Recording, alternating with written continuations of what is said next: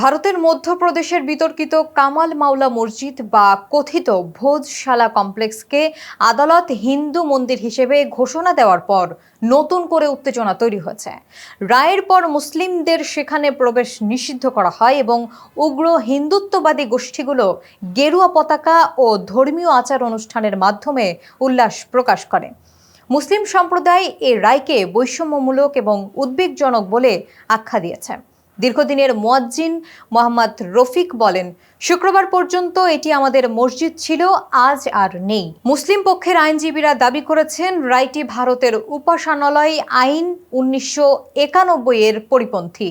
সমালোচকদের মতে নরেন্দ্র মোদী সরকারের আমলে ঐতিহাসিক মসজিদগুলোকে মন্দির দাবি করার প্রবণতা বেড়েছে।